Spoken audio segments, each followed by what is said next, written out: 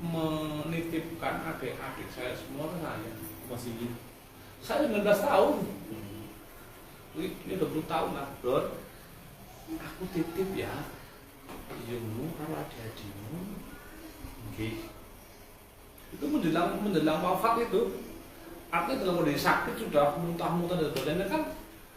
Sakit sebetulnya udah lama, tapi tidak ada yang tahu kan disimpan kan.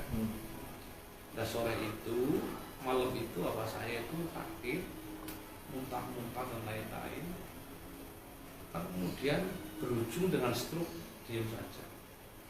Menjelang mau stroke diam saja itu, Bro, aku titip iyumu kalau adik-adikmu ya. Dengan gagah saya jawab, nggih. Malam Senin beliau dibawa ke rumah sakit, kan Senin siang wafat. Nah itu jan saya ibarat mobil itu kehilangan gas, kopling, rem, ban, itu hilang kabel. Ya bagaimana tidak, waktu itu saya makan, minum, pakaian, rokok, segala kebutuhan saya minta ke bapak.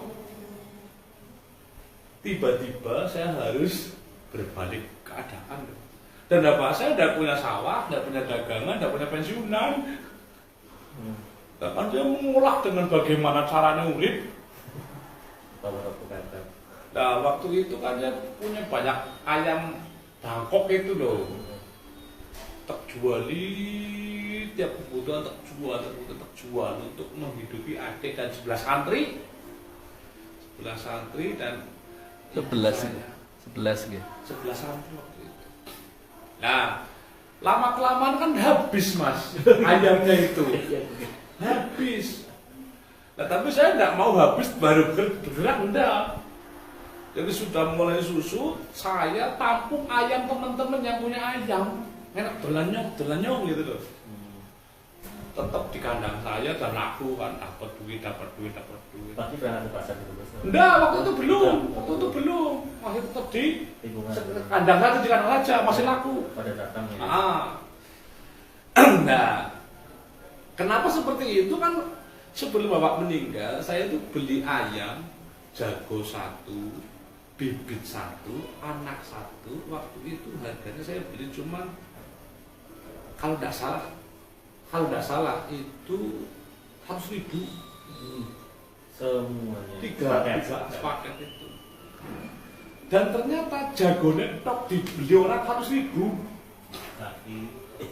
Jadi badi babon, badi anak. Dan itu sudah bertelur, itu dianggrem sudah. Nah ternyata jago yang saya jual itu oleh pembelinya di daun bumi ayu. Lebih mahal lagi, maka kan ditanya siapa yang miliki ini gitu kan. Bro, ini jadi orang banyak datang beli ke kandang saya. Sudah tidak stok, saya ke siapa yang punya, saya bawa ke pasar gitu loh. Bahkan sering berangkat tidak bawa apa-apa. Nanti di sana ada orang gawang, ada lagi gitu. Belanti tok. Maklar nih. Asal si maklar ya. Nah itu ternyata kan waktu saya masih ada. Jadi pulang dari Cilongok katakanlah pasar. Tiap hari saya ke pasar Cilongok itu. Nggak malu-malu pokoknya ngomong nggak urus kan nggak pernah nyomel adol. Ya nggak banyak-banyak 5.000, 10.000 waktu itu loh hasilnya dari satu penjualan. Tapi kan sehari nggak mati 20.000 saya. Dan semua saya kasih ke ibu. Saya tidak pernah nyimpen sendiri. Masih bujang ya guys? Masih bujang. Nanti ibu yang belanja gitu. Ibu yang nyimpen, yang belanja dan bagian nanti untuk ngirimin dan sebagainya, ngirimin adik-adik. Oh dari pondok itu? Hah? Itu saja kalau Bukan, Hasan yang almarhum di Tegalrejo. Terus Asia ini istrinya Helgi di masih itu kelas 3 dan naik di pondok di Jatilawang. Imam masih kelas 4, Ajil masih TK. Kalau hari Jumat khususnya, habis Jumat saya ke pasar lagi nongkrong dengan bakul-bakul jam itu loh. Berarti yang di tengah kelenteng itu ya? Enggak, yang di pertigaan Badalim itu, yang perempatan itu kan ada depan toko itu, nongkrong di situ nanti bawa jam, bawa ali-ali. ngutang mas, tak bawa dulu pokoknya loh, bawa jam dari situ, katakan dari sana 20.000, saya jual 25, 30 di sini gitu. Jualnya kemana? Ke teman-teman sini aja. Waktu itu kan buat jam orang kayak gitu. Dan jualan Bakul jam, ayam, bakul jam. radio, TV, apa baik pokoknya. Karena mimpi saya hanya satu, bagaimana ibu saya jangan saya menangis gara-gara mikirkan untuk makan dan adik-adik. Dan semua hasil yang saya dapat tak kasih ke ibu saya. Kayak yang disiapkan loh, kirimnya dia kasih. Saya ngambil hanya transportasi aja. Dan motor itu. Oh belum punya motor atuh. Kon kota, jadi jalan ke depan itu. jalan ke depan nanti mikro Karanglepas ke kota gitu. Pasar Mode. Kon kota hafal banget A1 A2 hafal banget jurusan ini. Demi menghidupi adik-adik. Itu bertahan mungkin 2 tahun yang seperti itu. All out saya mas. All out. Demi adik. Nah setelah 2 tahun itulah mulai mau kenal nyong ngaji kayak sebagainya sudah saya kurangi itu mas.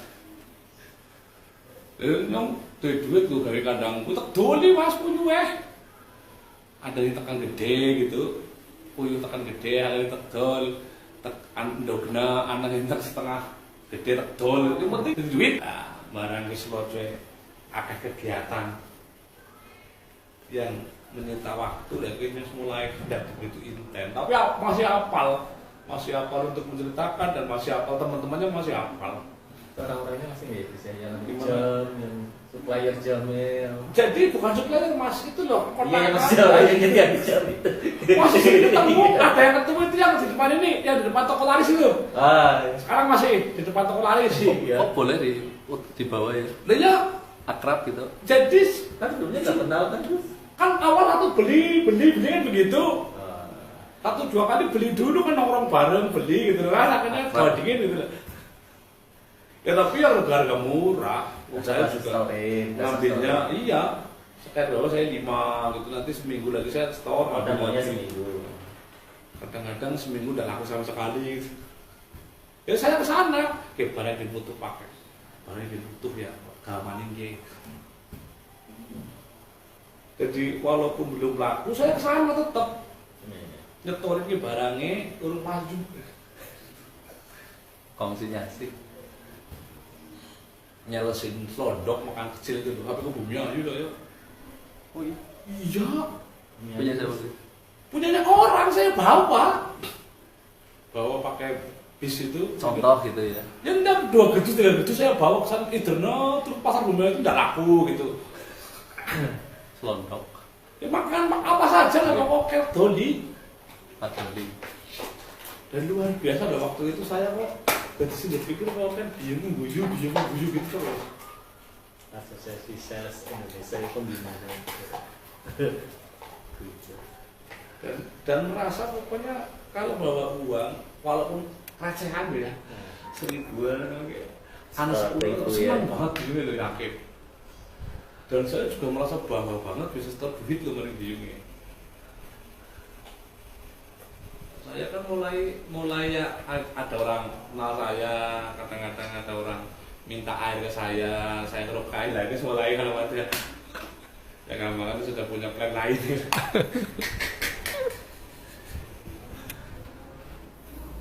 2 tahun terus kayak gitu sama. 2 tahunan. Tapi tidak langsung lepas enggak. Setelah itu pun tetap masih maklari, tapi cuma sudah berkurang sekali. Dan luar biasa pada waktu itu kok bisa NUJW ya, adik saya berarti Hasan, Asia, Imam, Majid, 4 orang itu saya tidak ngiri kepada yang lain. Walaupun saya punya Mas Devi, kakak saya itu sudah berkeluarga, saya tidak pernah nyinggung untuk ngirimi adik-adik. Ya saya tidak, karena saya merasa dititipin apa saya, dan kebanggaannya itu harus dinyinjung ke saya senang rasa saya. Puas nih Gus. Puas sekali. Ya, katakanlah begitu saya jadi kiai lah itu saya jadi kiai udah kesana kemari undangan. Salam tempelnya ke ibu saya juga kasihkan kok. Dapat alat piung nih. Dan saya tidak pernah nanya duitnya tinggal berapa, sebenarnya mau biungnya bagus ya. Dalam teori tasawuf disebutkan adanya aulia atau para wali atau kekasih Allah yang dalam hadis dikatakan barang siapa yang memusuhi kekasih Allah maka sesungguhnya dia memusuhi aku. Maka dalam konteks ini para kekasih Allah atau para wali itu mempunyai derajat yang tinggi. Akan tetapi banyak orang yang lupa bahwasanya setinggi apapun derajat wali itu kurang akan bisa memberi manfaat kepada kita selagi kita kurang perhatian kepada wali yang paling dekat dengan kita. Siapa? Dia adalah orang tua kita. Kan dalam teori tersebut dikatakan bahwasanya 40 doa orang biasa itu setara atau kalah dengan derajatnya doa satu wali biasa. Lalu wali 40 biasa doanya setara atau kalah dengan doanya wali satu kutub atau wali pimpinan satu atau satu pimpinan wali atau disebut wali kutub. Akan tetapi wali kutub 40 itu doanya masih kalah dengan doa orang tua atau ibu satu. Artinya apa? Betapa ampuhnya doa orang tua kita untuk kita. Maka hendaklah kita selalu memperhatikan orang tua.